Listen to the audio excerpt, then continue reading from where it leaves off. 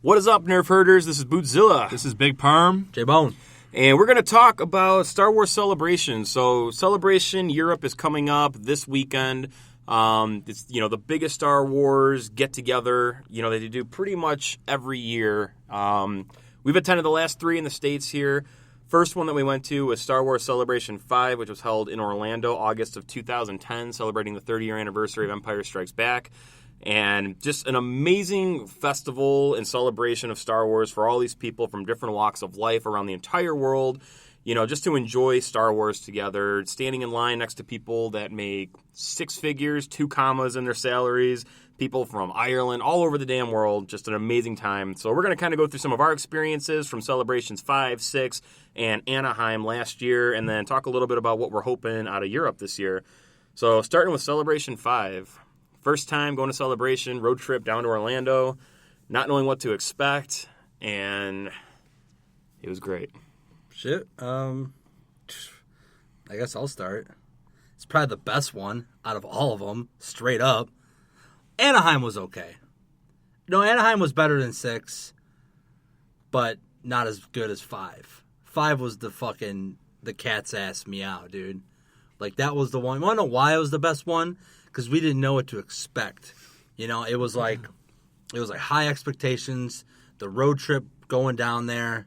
I've never been to Florida, at that point. I think, 2010, I've never been to Florida, so I've never seen, like, palm trees or anything like that, And then on top of that, dude, you get there, and it's like, the props, the people. Remember the first time we saw that big banner outside the Orange County Convention Center? It was Celebration dude. 5, this banner the size of, like, freaking, like, 2 cars. And it's just like, oh, man, it's so cool. And then, just camping out. And that's when things were, like, a little bit more, it was big, right? Celebration 5 was huge. But it was, obviously, when you get to, like, 6 and... It was before we knew we were getting more Star Wars movies. So it was still just kind of like people that were Star Wars fans without bringing in this whole new crowd, and that's what it is, right? This is before Disney bought shit over when George Lucas was, like... I remember when we went to 5, I think it was 5, maybe it was 6, when George Lucas offered... Remember when you went into the gift shop and they had, like, the video playing of, like, Lucas... Celebration 6, they had that, the signed thing, and he went over everything... Yeah, and it was like $1,000 for this fucking item or some crazy amount, dude, right? But anyways, 5 was it was the best, dude, because, and then to top it all off, you get to go to, Disney World at the very end for, like, for the fireworks show. Just to, like, cap it all off, dude. Yeah. Just to bring a final tear to your eye. Well, let's go from, like, day one, dude. Like, we all show up. We're kind of thinking, like, do we get in line? Because we go to Comic-Con. So we knew Comic-Con or, like, Wizard World in Chicago. So it's like you're kind of, like, used to big crowds. So, like, we go and get in line, right? Like, middle of the night. I think it was, like, midnight? We got in line for this. And it was, like, 3-4 people ahead of us. And, line starts building up. And we're kind of like, holy shit, man. Like, a lot of people are, like, going legit, man. They let us in. We're chilling, getting to meet and mingle with all these people, dude, from, like, all over the world and stuff. And one of the coolest things ever, man, is, like, they come out and they give, like, these exclusive, like, little canister poster tubes filled with all these goodies from, like, Celebration Japan and that's right. Celebration 4 and just, like, cool little stuff, dude. Like, even, like, stuff celebrating the 30-year anniversary of Empire, like the poster, all this neat stuff, dude. They give it to, like, the first 100 people in line, dude, as, like, a reward. And my favorite piece out of that whole thing, dude, was the pin, dude, that just said I camped out for Celebration 5. Right? You know what I mean? 100 people got that pin, dude, with the logo on it. And, like, we got one, and it's awesome. And the Indiana Jones patch that was, like, super rare. That was so killer, dude. Yeah, that leather patch. Yeah, I really thought that was, like, the biggest perk of standing out.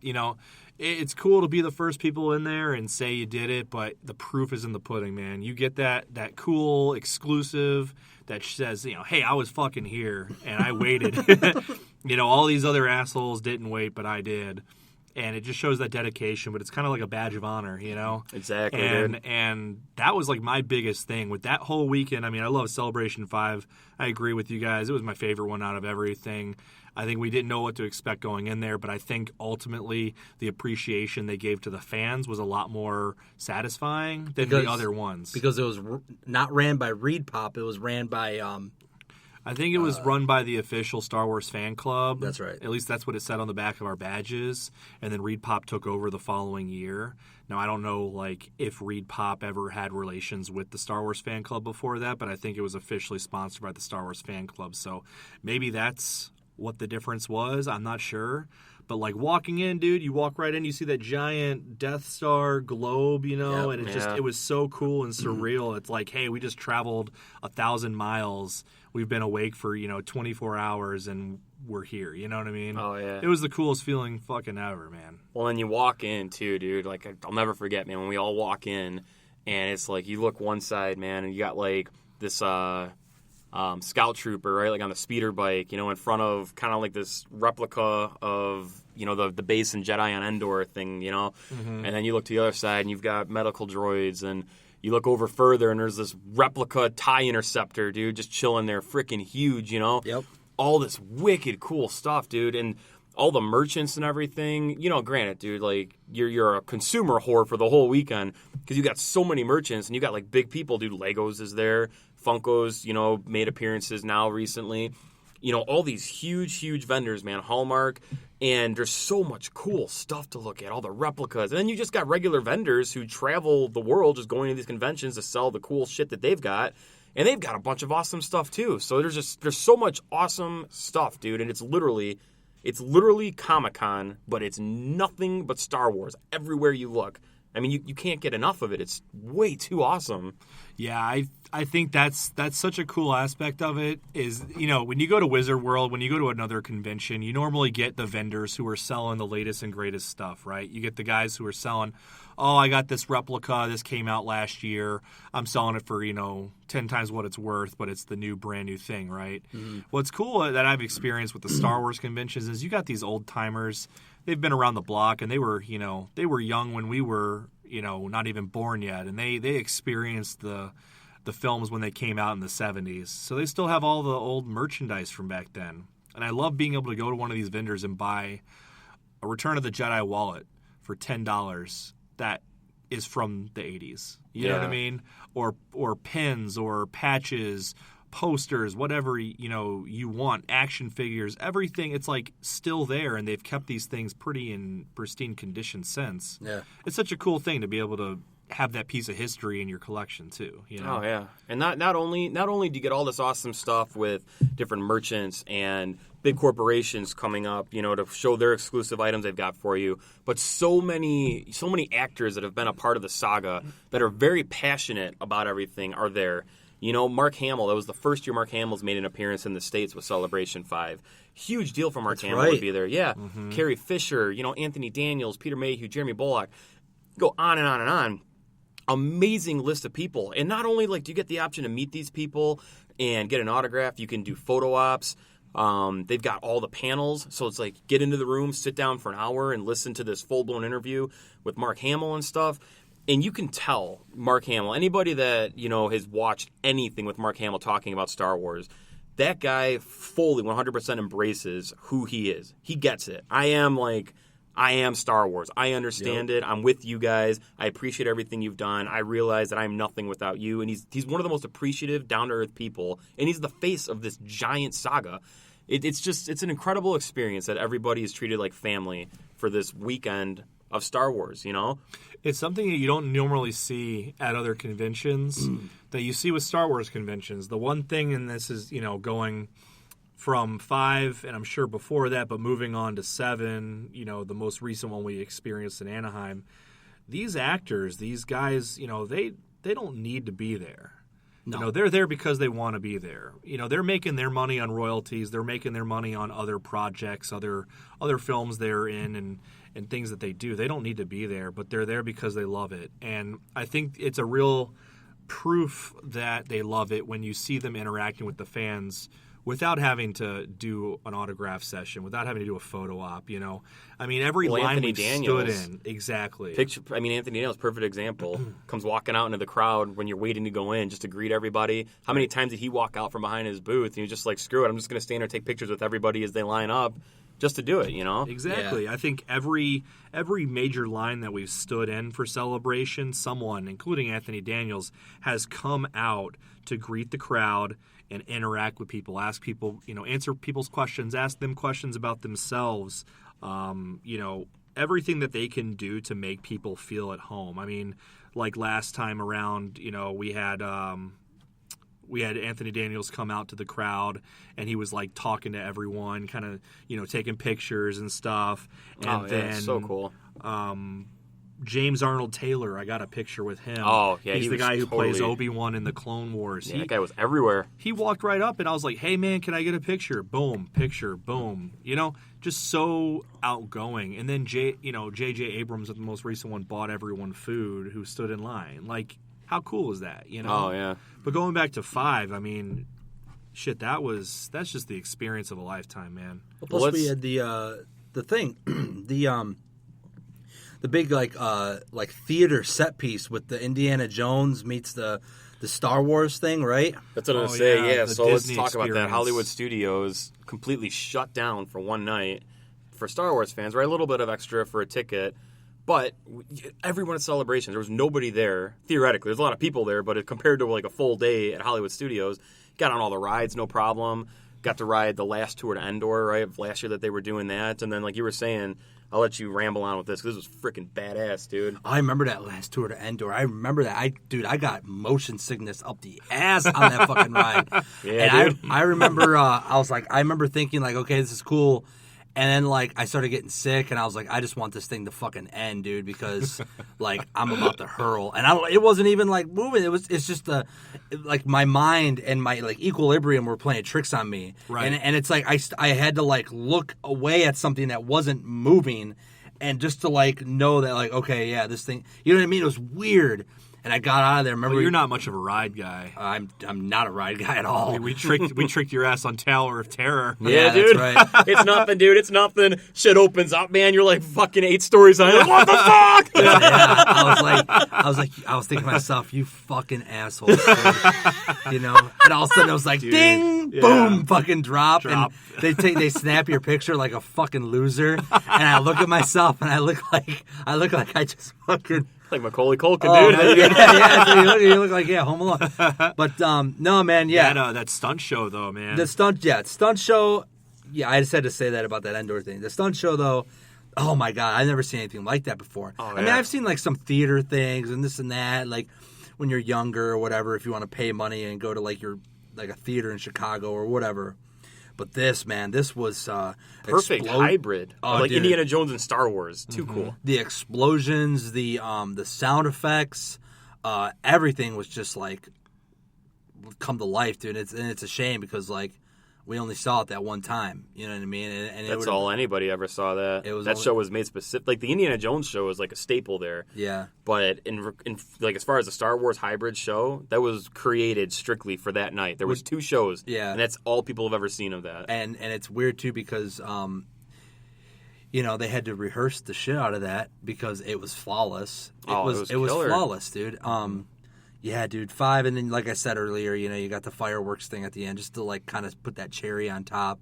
Everyone's fucking emotional. It's like, oh my god, what I was gonna say is that this is kind of skipping ahead here to like 6 and 7. I want to say Anaheim /7. They're synonymous. So like you go to Anaheim in 6, and it's kind of like how do I say? It's like the movie Heavyweights when he goes to when he's like, I'm going to a fat kid camp, and they're like, oh, Gerald, it's gonna be okay, and he starts meeting all the kids. It's like, oh man, Jerry, you're gonna love it. We got the Blob, we got go-karts, you're gonna meet Pat is an awesome, and he's like, hey kids, and everyone's like, oh man, this is awesome, Pat. And they get to the thing and everyone's fucking cool and chill, and you're like, oh man, the Blob, and then it gets shut down, right? That's kind of how I felt with we're percusizing. That's kind of how I felt with 6 in a way, and maybe Anaheim, and we'll get to that later. But like I kind of felt like that in a way. I kind of felt like Gerald going. Well, at 5 you go there and you're like, and it's like your dreams come true, right? It's like, oh my god, this is like freaking so cool. And then you get to 6 and you're kind of expecting that. You're kind of doing the whole heavyweights. You got this thing in your mind like, man, it's going to be awesome.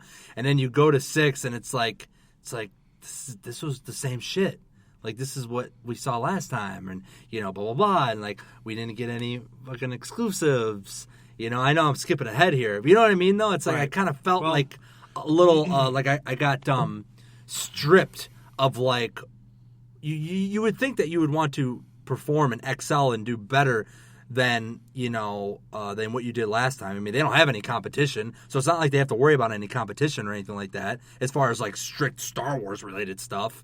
But well, I think, I mean, before we skip too far ahead, I think I wanted to focus really on the biggest, I think, the biggest thing about Celebration 5 that I just fell in love with was the George Lucas panel with John Cena. Oh, that was the huge one, dude. That was like sick. That was the hot tamale. This is like a 2-part story. You know, like, I mean, who else can say that they saw, you know, George Lucas give a panel and then an hour later George Lucas calls the cops on you? Yeah. Like, I don't think anyone else can say that. I think we have. Well, we were the only 3 there. Yeah, I think we have exclusive rights to say George Lucas called the police on us. Yeah, and we made it out. Well, let's touch base on the panel real quick. So it's like, you know, another thing, man. We were in line, hardcore camp out again for that. And, you know, got in line about the same time, but this line was bigger than like opening night. So oh my gosh, we totally weren't prepared for this. I think we were maybe like 500 deep in that line. We were deep, dude. Because that auditorium held probably 2,000, and I think we were like halfway back. So yeah, we were probably in the 500, 600 range. But we got in, which was awesome. Jon Stewart had this, you know, awesome intro with all the stormtroopers coming out, and they all kind of like spin at the same time. It says Jon Stewart, right? Stewart comes out, George Lucas comes out. It's just, holy shit, man, this is amazing. Like, that's the man, you know? And Mark Hamill gets back on stage, Carrie Fisher gets on stage, and it's just like this huge celebration. And then we get the, you know, the official announcement for the Blu-ray release, and they showed that scene. I'm telling you, dude, we were crying our damn eyes out, dude. Yep. They showed the scene in the beginning of Jedi that was cut where Luke is constructing his new lightsaber, and holy shit, man. Nobody knew this even existed. And to see that, just to know that they filmed something like that, it's like, holy shit, he's building his lightsaber. So amazing. It's crazy to think about that. He actually went ahead and thought about that scene way back in the 80s. And it's like people are kind of talking. That's like hot topic stuff. You know, it's like a hot discussion. Like, oh, man, you know, like what if you would have saw Luke build his light? You know what I mean? Like it's, and then you see it. You see this deleted scene. And I always wondered that, too. It's like, man... And then you like, okay, you wonder why George frickin' deleted that scene, right? Or whoever, and made the decision to pull the plug, because that's an excellent scene. I guess so cool. I guess it gives the people a chance to imagine it, the whole imagination creation thing. Well, I think before that, I mean, at the time of the release, people were not familiar with how a lightsaber was crafted. They weren't aware of the crystals. They weren't aware of the Jedi Order, that a Jedi will not be a Jedi until they create their own lightsaber, you know? They don't know that until later in Return of the Jedi, when Darth Vader says, oh, you've constructed your own lightsaber, now you are a Jedi. Like, they didn't know that, so I think he probably cut that, maybe to, like, keep people, you know, wondering, well, why does Luke have a green saber now? Why does he have a green saber? And then we'll probably give Luke that intro, too. You know, that entrance into Jabba's palace, this is the first time we're seeing a Jedi, right? Right. You know, later down the road, kids who are kind of just, everything's out there, Jedis are everywhere. Back then, I mean, 2 movies were literally building up to this reveal of what the hell is a Jedi. You know, we know what the Sith are, right? But how powerful is a Jedi? And that's the first time you see a Jedi, is Luke coming into Jabba's palace cloaked up, and it's just that dark figure that comes walking in, you know? So that was a great I think it was really to intro. give that introduction like that. So, yeah, I mean, great panel. We decide to... you know, kind of go around the back of this auditorium, still within the convention hall, to try to catch George Lucas and Jon Stewart exiting, right? So we're standing there. I'll admit, I was nervous, man. I was like, because you guys are like, man, we got to get his autograph. And I'm thinking to myself, Jay was like, I can't get arrested, man. Yeah, like, fuck, man, you don't understand. I got to go back home, dude. Yeah, it was nerve-wracking, because it's just like, what do you do? This is our first, you know, real kind of experience with something like this. Now we kind of know how to handle it and to be more chill. But, I mean, this was kind of like, holy shit, it's George Lucas, you know? And we go around this whole backside, and there's like this little man, dude. There's this little man setting up all this catering and stuff. Yeah, this little man. We're like, hey, like, George Lucas coming in? He's like, yeah, but they going to be upstairs. They moving. We're like, oh, okay. He's like, shh, don't tell nobody. I was like, all right, no problem. So, like, they start moving all this catering upstairs. We're standing there, I mean, probably a good 20, 30 minutes, you know? And then, a while, huh? Yeah, we were just all chill. Nobody there, though. You know what I mean? Like, we're totally outside of where the convention mainstay is. And all of a sudden, dude, you hear doors open, and here comes, sure as shit, George Lucas and Jon Stewart and one bodyguard come walking down, like on the second floor ramp. So, I mean, literally an arm's length away looking up, and we're, 10 feet away from them walking. Almost like a balcony type thing. Yeah, you could hear a pin drop in that room, nothing going on, and here's us. George! Hey, George! No one looks. I mean, we're 15 feet away from him. George Lucas doesn't look, Jon Stewart doesn't look, doesn't even give a shit, dude, to pay attention to anything going on. And they walk into their room just kind of like, fuck you little kids. And here comes his bodyguard looking over, and he's like, not going to happen. And it's just like, come on, man. Like, it's three of us. Could we just get some quick autographs? It's like, not even a chance. We're like, what the fuck? We stand there waiting. Oh, dude, that just pissed me off, dude. Oh, dude. I'm fired up right now. We stand there the waiting. Ultimate buzzkill, man. Maybe 5 minutes, right? And the guy's still standing there, and we're just kind of like, come on, man, George Lucas, we know you're in there. Don't be a dick. Just come out and tell We know you're in there. Don't be a dick. Yeah, dude. send your fucking hound somewhere, and come on, dude. Let us come up and just get us a quick autograph. Send your Gregor Kirklane. Send your mountain elsewhere. Yeah, dude, get out of here, man. But no. What happens? Like 15 police officers, dude, start storming the gates, and we're like, fuck, and we just bailed.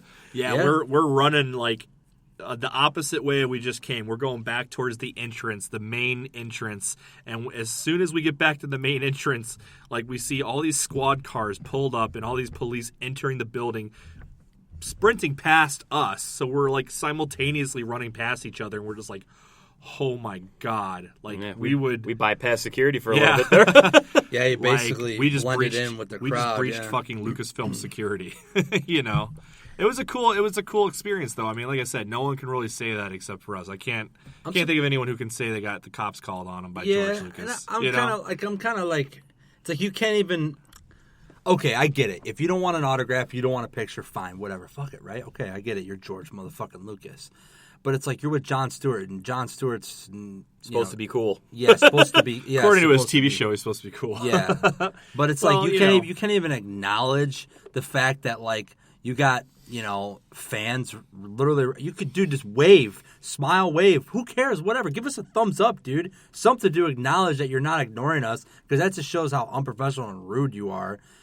And like, oh yeah, dude, you're it totally made him look like a dick. Yeah, I've heard some shit, dude. I used to work with somebody whose cousin or like his best friend's cousin, someone like a little bit of a grapevine, but someone that actually worked or is currently still working, on like the Lucas Ranch, like they're in that area. And I guess like one of the rules is if George Lucas is on property, like you do not look at him.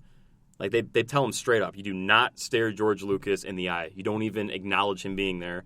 And it's just no shit. Yeah, it's straight up. Get the fuck That's out what of here, I heard dude, that for too real? because I heard that's some Illuminati shit, dude. Are you serious? I heard something like that. Don't look at me while I'm bathing in the Celebration. children's blood.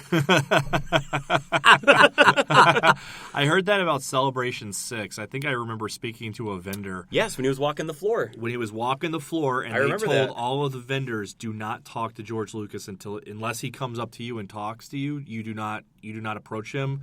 You do not ask him questions. You do not take pictures of him. He does not exist until he talks to you. Wait, I don't remember this. Break this down. Because George Lucas, for Celebration 5 and Celebration 6, according to people that we spoke to, before the show floor opened, he would get there early in the morning and he would walk the show floor. And this was back when he was the owner of Lucasfilm, so he had a big hand in those conventions. And he walked the floor, and he basically was just checking out everything, making sure it all looked good.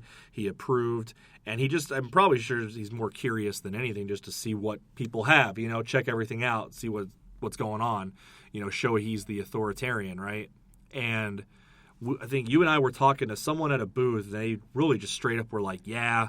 They told us, George was here this morning, because I think we were trying to figure out if George was going to be there. Yeah, we wanted to try and catch him on the floor or something. There was no, announcements of George Lucas at a panel or at anything. So I think we were asking around saying, hey, any rumors of George Lucas showing up here or there, where can we find him? We know he's fucking here. He's got to be here. I think we were even talking about going across the street to the hotel. We did go across the street to the hotel. To see if we could get, information on if he was staying there, Fuck, I don't remember this. Yeah, we pulled up to that hotel, dude. Remember I went in and I was just like, hey, is big George hotel. Lucas staying here? That Hilton big or whatever? hotel across I don't the remember what it street, was. dude. That big one. That big silver gray one looking? Right, yeah. right. I was like, hey, is George Lucas here? Like, we can't tell you that. But I need to know, is George Lucas here? And she looks at me and she's like, Yeah, so we were talking to someone on the floor. We were talking to some vendor, and we're just like, hey man, have you heard any inside info, any kind of details? Because you get here early, you get early access, you got to see all the shit. And he straight up was just like, yeah man, George Lucas was here this morning, and fucking it was like, don't look him in the eye, don't stare at him, don't talk to him, don't take pictures of him. You don't exist until he talks to you and recognizes your existence. So we totally broke like the ultimate cardinal sin about like George. We're probably on a no-fly list. Yeah.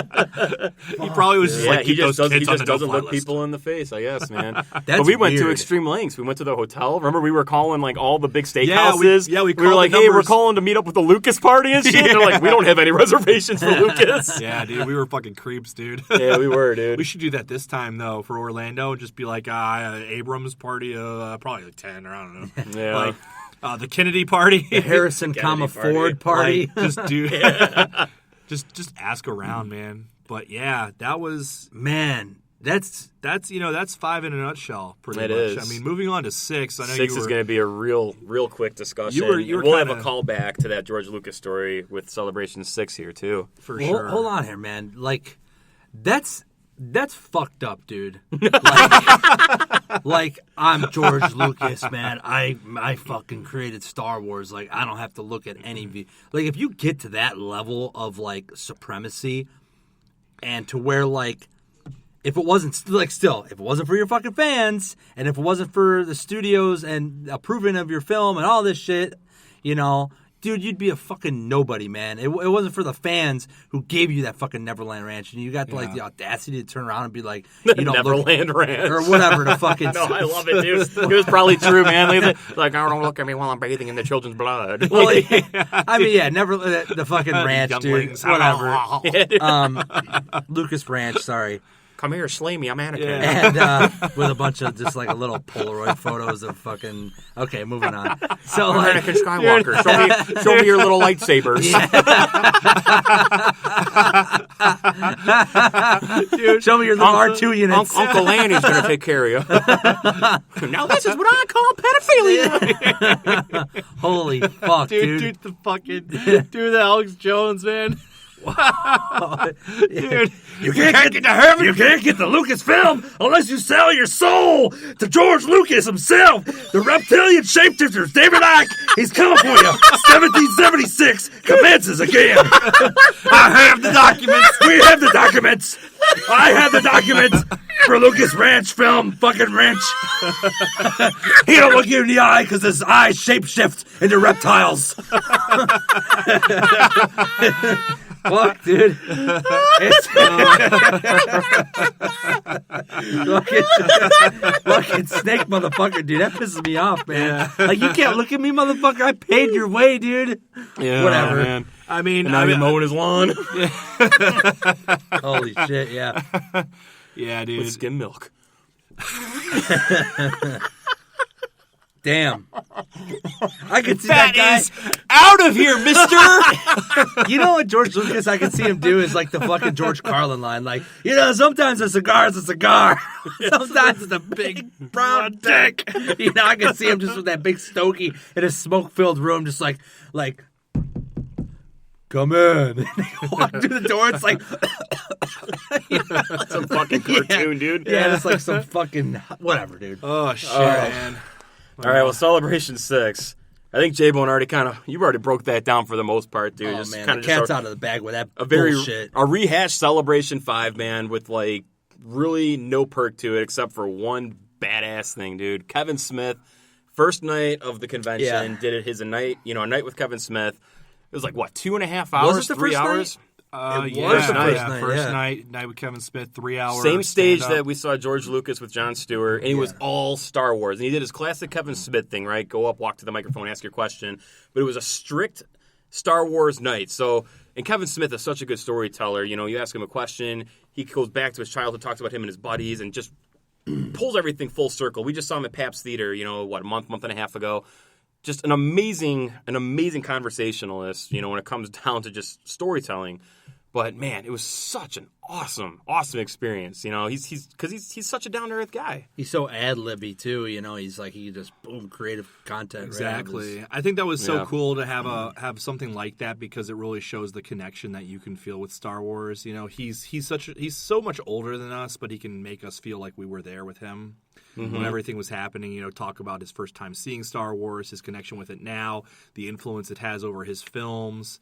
Which was really cool, and it's classic Kevin Smith, so it's an amazing experience, and I think for me, you know, right after that was like the hot tamale.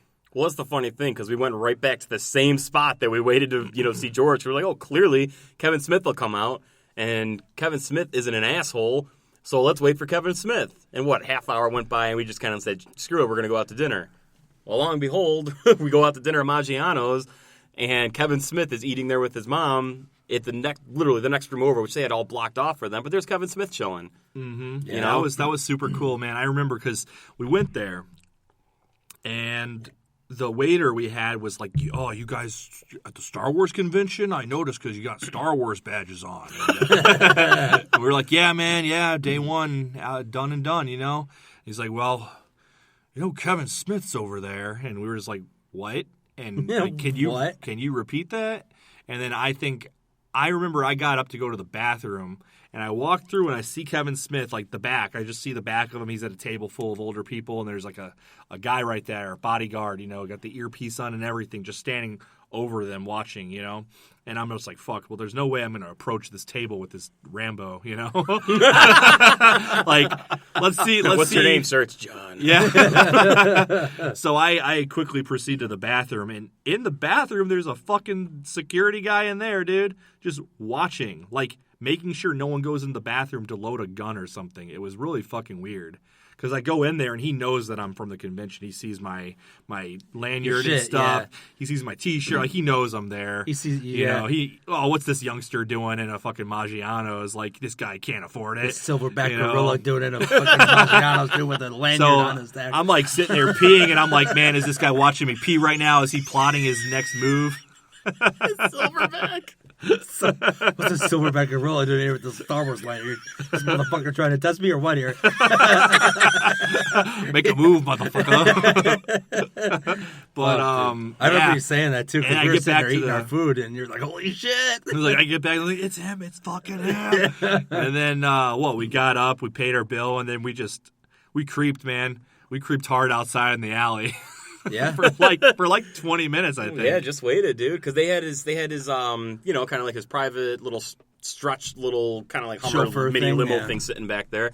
But yeah, dude, I mean, sure as shit, dude. Kevin Smith and his mom, we're assuming his mom, come walking out the back, and they're just kind of like chilling there for a second, and you're like, you call out to me like, "Yo, Kevin," and his mom hears, right? So she turns around, she's like, "Hey, some people are over there." Dude, without even hesitating, he just turns around, comes walking up, he's like, "What's going on, guys? How you doing?" Yeah. And the next you know, dude, like, just a quick little 5-10 minute conversation, and we're just all shooting the shit, and he's like, "You guys want to take some pictures and get autographs? Like, what do you want to do?" Like, fuck yeah, we do, man. Yeah. That was the coolest thing ever, yes, dude. sir. That's how you fucking treat fans, exactly. Man. He immediately was just like, "You guys want to take some pictures?" We took pictures with them. He signed all of our lanyards, which was the coolest thing ever. And I'm just like, oh my God, you are the nicest man on earth. Like, and he talked to us. He actually wanted to have conversations. Like, oh man, we loved your show. And he's talking to us about the show and stuff. I'm like, damn, dude, you're actually interested in what we have to say. It wasn't just kind of like, oh, I just got done eating. Like, I'm sorry, guys, I'd love to chat. Gone. I mean, this dude literally just did a show, just got done eating. It's late as shit, man, because the show was what? 7 till 10? Yeah. So by the time we're done eating, it's midnight, maybe a little past midnight. Yep.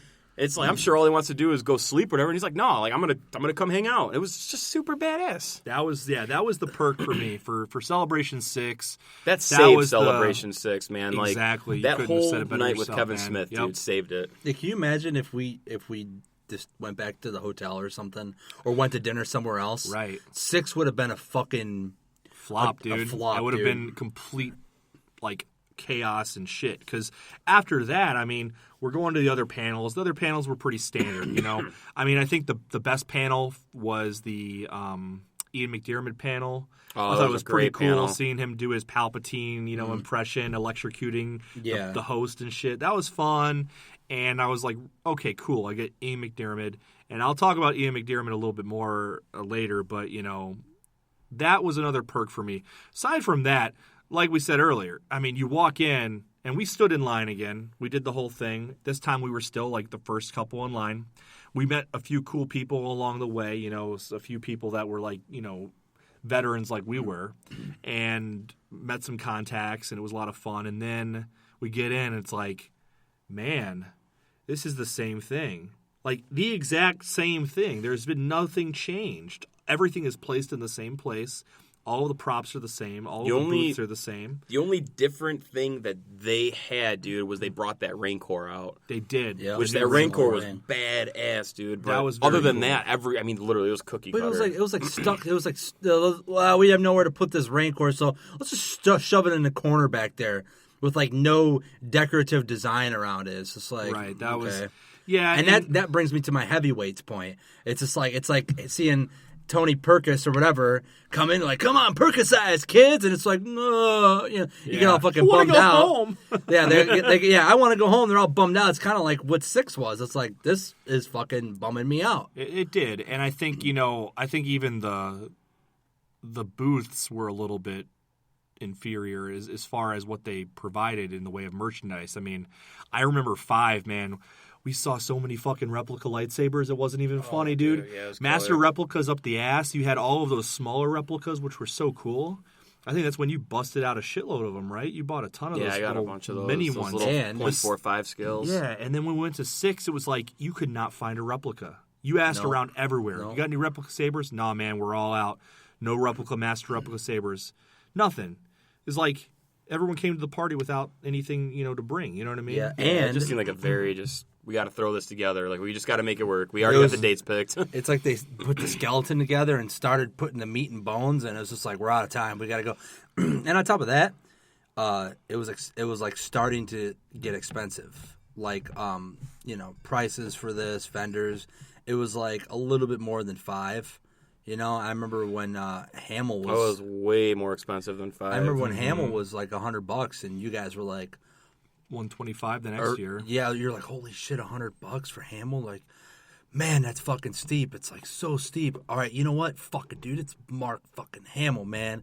Let's do it. And then the next year, it's like, yeah, 120 or next event, 2 years later, 125. and now Well, he's like probably the same, but. I mean, Ian McDiarmid was pretty reasonable. I think he was 75. He was 125 Was at he that one. 125? He went down after that because Okay, he they went made down it seem after like this that. is the only time you're going to get your your chance. That's right. But you played it off like I- a damn stickler, Woo, dude. dude, that was Big Perm comes walking up to the table, dude, with one autograph ticket, grabs 3 pictures, dude, slides them down. He's just like, all of these? Oh, yeah. Just pushes Yeah, them. dude, I got 4 autographs for Or the 4. price of 1, man. Well, I had my poster, and then I had 3 8x10s, because, I had bought my ticket for the 1 poster. I was like, get my Jedi poster signed, let's do it. And then I saw all the 8x10s, and the lady standing there, I was like, oh, well, I bought my autograph ticket. I think that comes with an 8x10, regardless of me having him sign it. And they're like, yeah, you're going to take one, right? And then she, is kind of dealing with the dude next to me, not really paying attention, so I just, grab 2 more and just slide them underneath. So I have the main one I picked up in front of her, and then the others are behind it so she can't see. And then I get up to Ian McDiarmid, and no one's standing next to him to monitor what he's doing. He doesn't know any better. So he starts signing the thing, and I kind of just put them right there. I don't say a word. I'm like, oh, my hands are tired. I'm going to put them right there in front of me. My hands are tired. These damn 8x10s. And he's just he's like, these 2? And I'm like, yes. Yes, those 2. And he signed all of them. And then I grab everything. I'm like, my God. And I'm looking at the security guy, and the security guy's looking at me. I'm going to get tased. Get tased. I was like, oh my gosh, did anyone just see that? I'm looking around, making sure no one caught me, sir, step aside. We need to talk to you a minute. Yeah. That's theft. And I walk back, and I'm shaking, and then I'm looking at you guys. I'm like, guys. Yeah, I remember you told me, Oh, my dude. God. You fucking freaked out, man. I was shaking. I've never shaken that much in my life, and I almost dropped everything because I was shaking so hard. I was like, I got away with that shit too. Yeah. Yeah, But I was like, whatever, fuck that, I got my money back from them being assholes. So yeah, I guess that's pretty much 6. That was not 6. much Yeah, else. that was 6 in a nutshell, yeah, man. 6 is And So- then after that, you have the Europe one that took place, Right. and then they came back to the United States for Anaheim. Wait, hold on, real quick. Yeah, real quick. Tell it, dude. Tell Clothing- it. Clothing ceremonies for Oh Celebration my 6. God, I forgot. We waited in line for hours and hours, and we're like, all right, cool, let's get some cool shit. So we go in, right? Got something somewhat decent. So this is after Phantom Menace has been released on 3D. And they're giving out all these like exclusive 3D glasses, and we're like, oh shit, dude, are we gonna get to watch one of the movies? Well, we get like a 10-minute kind of like teaser showing Attack of the Clones and Revenge of the Sith. And they're like, we're gonna release these two. When was it? It was like in a year, next August or something, and then we're gonna go back to the original trilogy and release these in 3D as well.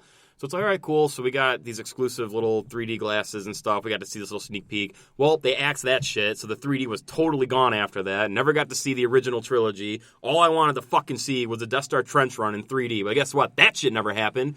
So didn't get anything out of that. And then we get to the end, and they're like, we're going to have this crazy, exciting announcement. It's going to be a huge thing. And we're like, all right, maybe George Lucas comes back out on stage, and, they're going to have a little shindig. No, they're like, oh yeah, guess what? So next year, we're going to Celebration Europe. And then this fucking band comes out, starts playing this European music, and they're like, and you know what, while we're at it, why don't you guys walk out of the building here? There's a stand out there with some beer, brats, and pretzels. We're like, oh, cool, maybe we get some free food. No. You want a fucking beer? $10. You want a fucking brat? $10. It's like, what the fuck was the point of this? They're all dressed up in these German fucking Augenschlager outfits or whatever. They're like, it's like, man. Everyone just walked past them, dude. Just like, get the fuck away from me right now. You know? Yeah. You could tell the energy in the room dropped immensely. And like, I mean, seriously, for me, I was a total sneak thief during Celebration 6 because I felt so like disrespected. Yeah. Like I snuck in those autographs, and then for the 3D glasses, man, I snagged like 10 pair. Yeah. I still have those in like pristine condition. Like, calm down. Just one pair for I just grabbed a handful. I was like, fuck you guys. You've screwed me for the last 4 days. I'm taking 10 glasses. I don't care. And I will resell these on eBay. But like, yeah, that entire ending sequence, it was just it was so hyped because everyone was saying, oh man, I heard George Lucas is going to be there. I heard George Lucas closing ceremony, big reveal, big deal. And then it's big like reveal, big deal.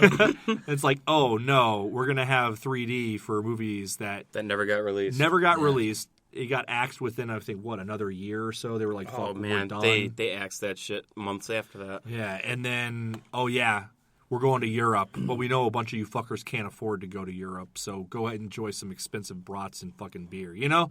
Like, such a waste of a closing ceremony, especially since we spent the whole Sunday waiting in line for the closing ceremony. Oh, yeah, we only had like 3 hours of the convention left after that. It was a crock of shit. Anyway, moving on. But Star Wars Celebration Anaheim, last April 2015, in Anaheim, so this is different. We were in Orlando, the Orange County Convention Center both times. Now we're at the Anaheim Convention Center, coast to coast, dude, Yeah, straight Yeah. up. Yep. Anaheim was a huge redeemer as far as the stuff they had together, mainly because the tension and excitement was through the fucking roof that Star Wars The Force Awakens was coming.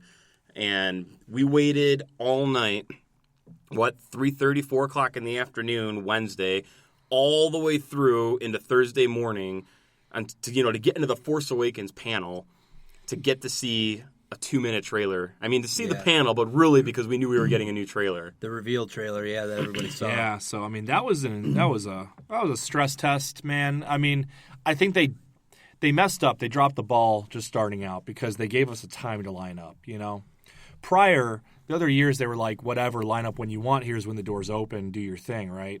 This time around, they're like, no, doors open at 6 p.m. the night before, so you can come inside and sit. And we're like, okay, well, now you just open up a can of worms for a bunch of people to start lining up, hours ahead of time. I mean, we got there Wednesday, and there were people there at 10 a.m., just sitting there in lawn chairs. And we're like, okay, well, these fuckers aren't going anywhere. We get back at 3:30. We all meet up at 3:30, and the line is around the building. We're like 500 deep at that point. And we're just like, wow, like what a way to start, And I mean, it was cool. They brought us inside. We got to experience air conditioning, and that was a perk. And JJ bought pizza for everyone, so I was cool with that. Which was awesome. That was cool. I mean, that was really nice of them. And even the line itself, you had stars coming out to kind of greet people, and that was so nice and cool to see. But then when you get in there, you see the massive amount of people that were behind you. You know, we were in an arena. It wasn't even an auditorium. It was a goddamn basketball arena. You know what I mean? Like, that many people were sitting there watching this trailer, and that's how many men were crying. Like, Well, the whole panel was awesome. This was like the first time they were live streaming and stuff. So that was a pretty cool thing for other people to tune into this, because this is a big deal, dude. I mean, definitely. You know, the prequel trilogy was a big deal. But we're talking like the continuation of Return of the Jedi with all the characters that we've grown to love and appreciate. This was a huge deal. And when they showed that trailer, right, the energy, I mean, it was just unbelievable in there. But the one thing that just topped it off, and nothing will ever compare to like the feeling that we all had and everybody that was in that room, is at the very end when Han Solo comes. And it's just like, Chewie, we're home. That delivery and the pop in that room, man, you'll never experience anything like that ever again. You couldn't hear him. You couldn't even hear his line. The pop was so huge. They had to play the anything. trailer twice because of how loud it was. And it was awesome, man. To see that live, like, people were like, oh, you could have just seen it on YouTube. Nah. The live experience for that trailer was nothing I've ever experienced in my life. That was to me, that was a bigger pop and a bigger feeling than seeing George Lucas live. Oh yeah, absolutely. That was huge, the whole weight to have, and it's not just to see 2 minutes of the trailer. It was to see this 2-minute trailer with all these other people, and just to have that kind of an emotional experience that you will take with you to the grave. You know what I mean? Nothing will ever take that moment away from you. It's not at home. It's like, oh, well, they showed it. Well, the trailer's up 2 minutes later, so let me just go watch it. That's great. You know, a lot of people had a great experience with that as well. It's wonderful. But nothing will compare to what it was like being in that room with all these people. And you're not just watching the trailer with all these people. J.J. Abrams, Kathleen Kennedy, Mark Hamill, Carrie Fisher, Anthony Daniels, Peter Mayhew, Kenny Baker, Daisy Ridley, John Boyega, Oscar Isaac. All these people are in the room with you, and they're right there watching it. You know what I mean? So it was just this, I don't know, man. Just the energy was unbelievable. Definitely. And plus, like you said, man, it was a definite stress test. That was the longest I've ever waited for anything in my life, like outside of like a building or whatever. God, that's insane. About so it's like 18 hours or so. Well, thank God they accommodated for this, man, because we're used to laying on concrete for 10 hours straight. At least we got to go into a room a couple hours later. They had food vendors set up, bathrooms, so it was definitely like an endurance run. Yeah. But it was made as comfortable as possible, which was super, super appreciative. Absolutely. I definitely think that was great. And I thought, to be quite honest, I thought the way they handled the line or the queuing for that was really good. They brought you in waves to the auditorium, guided you. Okay, wave 1, go into this seating section. Wave 2, go into this seating section. It wasn't like, hey, let's all just bum rush this shit. Yeah, to contain 30,000 people, they did a really good job managing that as best, as they could, for sure. Now, the rest of the convention, maybe not as good as far as, like, line and preparation and planning, but this opening event, they made it a bang. You know what I mean? And honestly, everything in this convention, they did a really, really good job with. This convention was put together solid. The only big problem with it is, as far as merchandise and all that, they did not prepare one bit for this crowd. Right. This crowd was damn near twice as big as what they had for Celebration 5. I mean, you're talking a shitload of people. And couldn't even walk in some spots. You're just like, it was like a San Diego Comic-Con crowd. It was unbelievably huge, and there was just, you had no chance to really get the things you wanted. When we were at 5 and 6, they've got their exclusive Celebration merch store with all the merchandise in there, and a lot of it's just kind of like stupid shit that they're like, oh, here's an idea, all right, make it, because we'll sell out. But there's genuinely a lot of really cool shirts. That was the first release of the Force Awakens shirts and everything. A lot of cool shit people want to get. They had a lot of cool stuff. I remember on their website they had a lot of cool stuff. And I was like, man, I want to get this, I want to get that, and blah, blah, blah. And they didn't have any of it because it was all gone. And they didn't prepare for like over 100,000 people.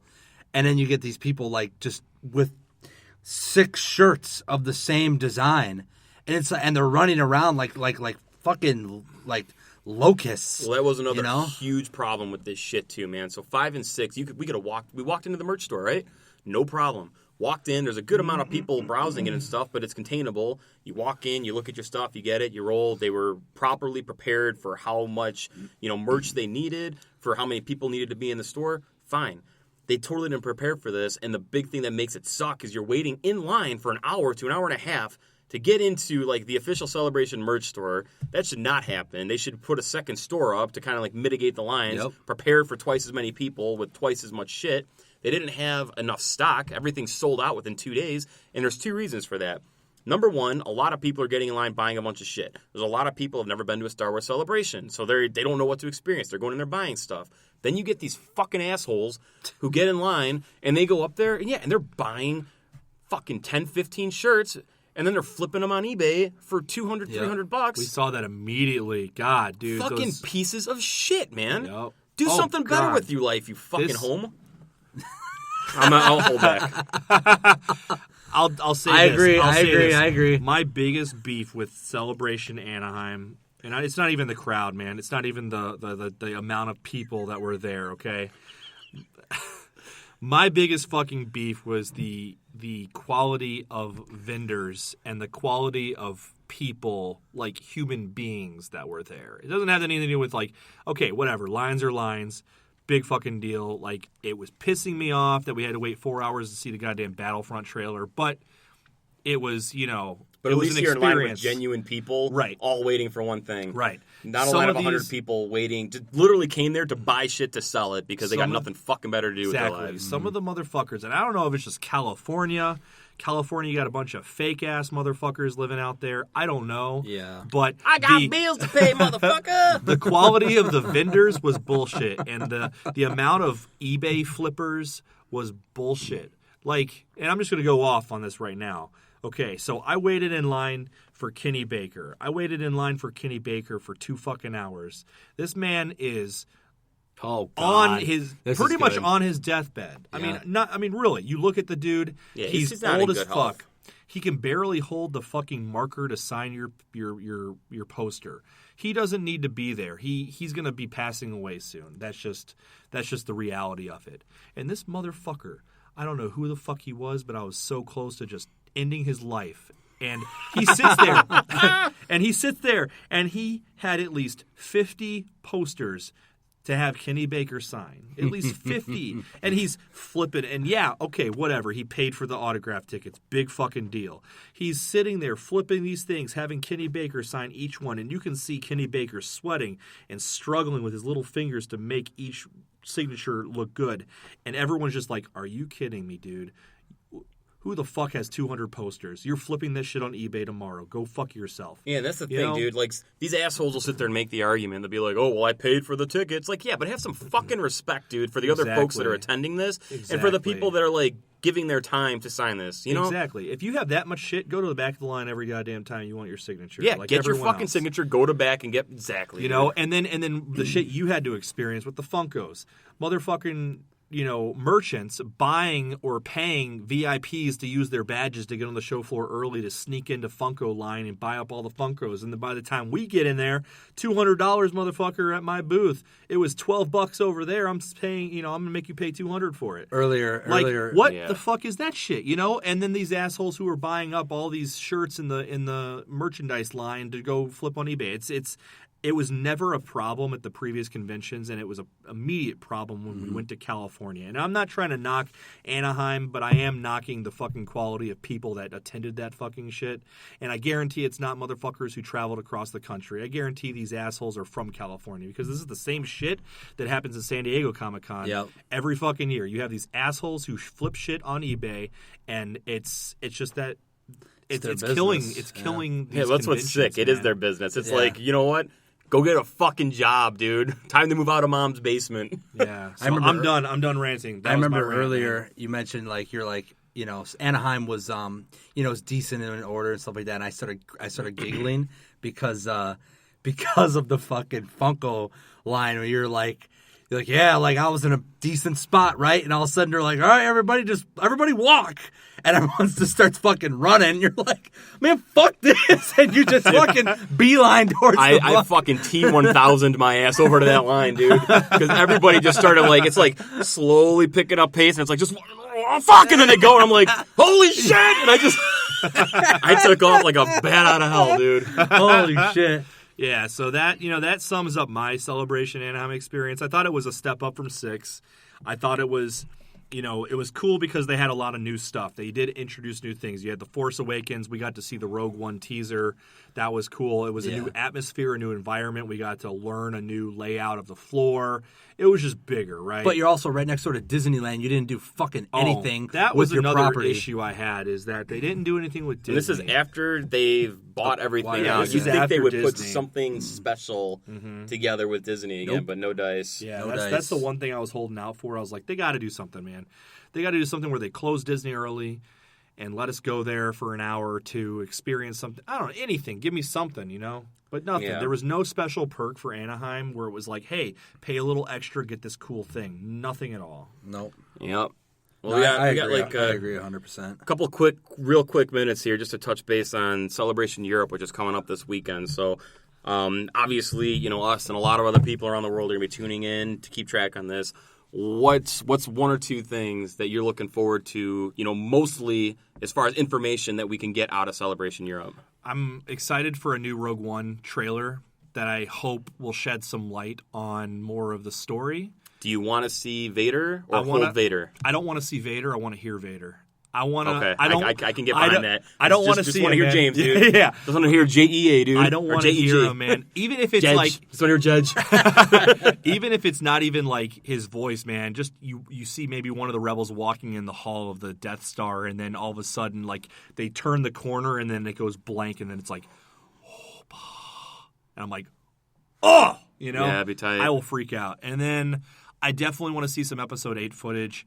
I'd be interested to see if Ryan Johnson does any kind of speech or talk about his experience on the set, especially having to take over after, they dropped, what's his name? Yeah. The other director from Fantastic Four. Yeah. But, they dropped him initially. Yeah, Josh Trank. Yeah, Josh Trank. I'd be interested to see if they have anything to say about what it's been like, taking over where Josh Trank was supposed to be. But we'll see. I don't know if that'll come up. I don't know if they'll want to air out that dirty laundry live. Usually Europe isn't like what it is in the States, really. It's like a kind of like a B. It is. Like a point, like a B side. It is, but they have to release something with Something's coming. With What do you episode want to see out of it?